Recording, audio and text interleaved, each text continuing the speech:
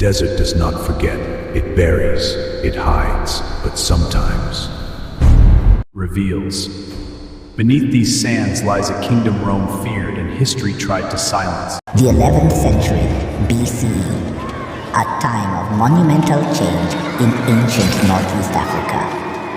The once dominant new kingdom of Egypt is in decline, creating a power vacuum that beckons a new force to arise. In this era of shifting powers, the Kingdom of Kush, located in what is now Sudan, emerges as a formidable empire. Known for its rich resources and strategic prowess, Kush begins to assert its influence over the region. As Egypt's power wanes, the Kushites, led by visionary rulers, seize the opportunity to expand. They don't just conquer, they integrate, reviving and respecting the traditions of Egypt. This marks the beginning of the Nubian Dynasty, a period where Kushite pharaohs reign and bring about a cultural renaissance. Yet, their story, often overshadowed by the narratives of Egypt and Rome, remains a less explored chapter in ancient history. Today, we peel back the layers of this fascinating African civilization and discover how they conquered Egypt and defeated Rome.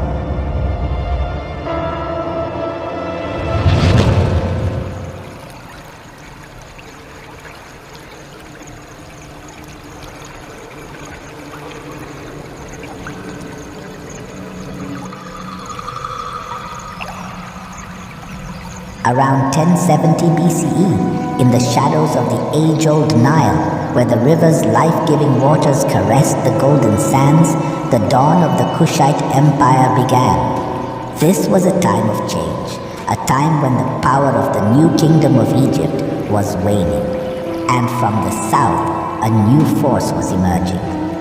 The land of Kush, rich in gold and iron, had long flourished under the generosity of the Nile. Its people, skilled in the art of war and trade, watched as their northern neighbors weakened. It was during this pivotal moment that King Kashta, a ruler of vision and ambition, ascended to the throne of Kush.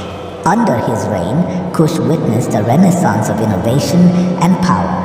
Kashta, with a keen eye for progress, oversaw the creation of remarkable inventions such as false teeth, iron scissors, saws, and the introduction of metal locks and keys, transforming daily life in Kush. He even established the first drugstore, a testament to the kingdom's advancing knowledge in health and medicine. Kashta gazed upon the turmoil in Egypt with the eyes of an eagle. He saw opportunity where others saw chaos. With the might of his warriors and the wealth of his mines, he began the expansion of his kingdom. His armies marched northward with the certainty of the river's flow, and soon the Kushite presence was felt in Upper Egypt. By establishing Napata as the capital, he not only solidified his rule, but also laid the groundwork for his successor, King Pi, to further extend their influence, eventually leading to the full conquest of Egypt. This strategic foresight and the advancements under his rule sowed the seeds of a golden era for Kush, one that would cast long shadows of influence and achievement for centuries to come. By the time of Pi, Kashta's successor, the Kushites were ready to make their lasting mark on history. Pi was not just a king, he was a pharaoh in his own right. In a bold campaign, he pushed further into Egypt, claiming the throne not through mere conquest, but through a perceived divine right, often reserved for the pharaohs of old. The Kushites did not simply take over. They integrated, respected, and revived the traditions of Egypt, breathing life into the very rituals and customs that had languished in neglect. They became pharaohs of the 25th dynasty, known to history as the Nubian Dynasty. And under their rule, Egypt experienced a renaissance of culture and power. The Kushite pharaohs built pyramids, not as grandiose as the old kingdoms, but more numerous, dotting the landscape of their homeland with these eternal symbols of their authority.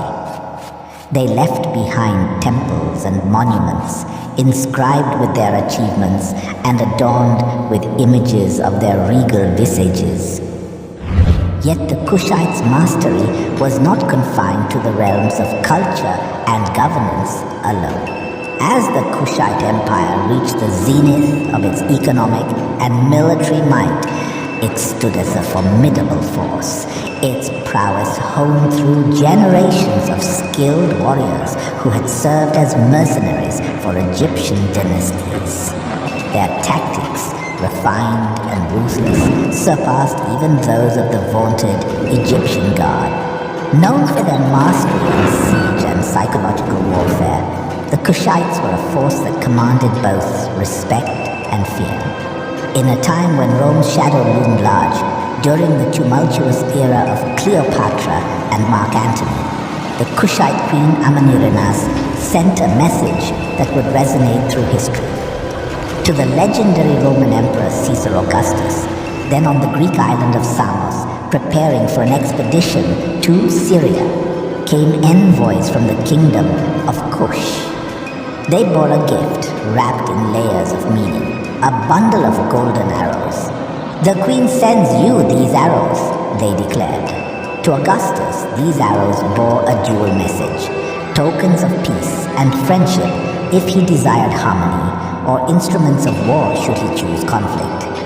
The Kushite army, a collection of martial skill and strategic brilliance, was a sight to behold.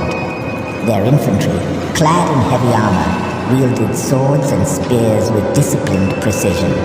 They formed an impenetrable wall of shields, a bulwark against any who dared advance. The archers, with bows drawn taut, were masters of their craft.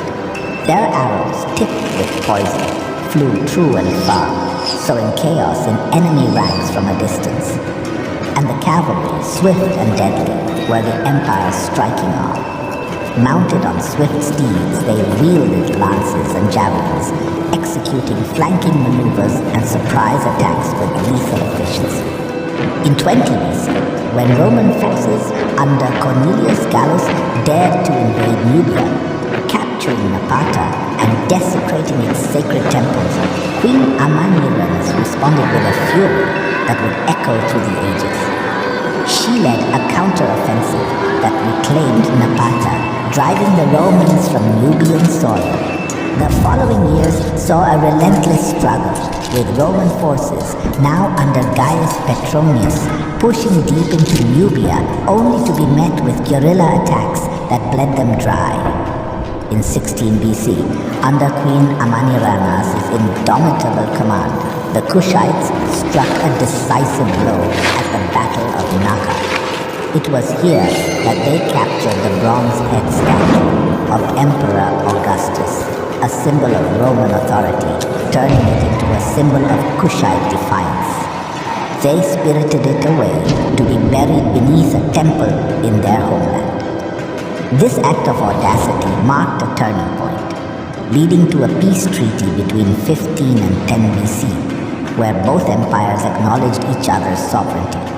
Thus, the Kushite Empire, with its unparalleled military acumen and unyielding spirit, carved a legacy of resilience and strength, a testament to their role as a dominant power in the ancient world. If you are enjoying this episode, make sure you subscribe so you can stay up to date on our most recent releases, covering everything from nature and wildlife to religion and politics, and epic ancient historical tales like today's episode. Yet, as with all empires, the wheel of fortune turned. The Assyrians, a new power rising in the east, coveted Egypt's wealth. The Kushites, their armies stretched thin, could not hold back this new tide of war. And so they retreated to their heartland, where they continued to thrive for centuries, even as their influence in Egypt waned. The Kushite Empire, once a beacon of African power and culture, eventually faded from the world stage, leaving behind ruins that whisper of past glories. Their language, once heard in the bustling markets and grand courts, fell silent, and their story became a combination of legend and mystery.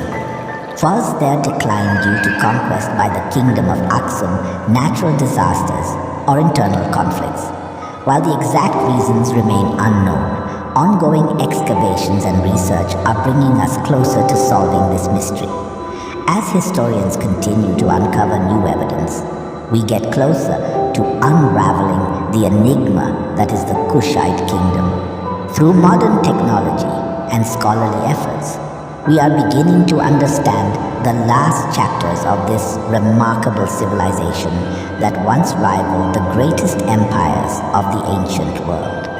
And so, the Kushite Empire, with its pyramids standing as sentinels against the test of time, waits for its chapters to be fully revealed, for its place in the annals of history to be rightfully acknowledged. It is a story of resilience, of a kingdom that rose from the shadows of the Nile to become a light unto civilizations. Thank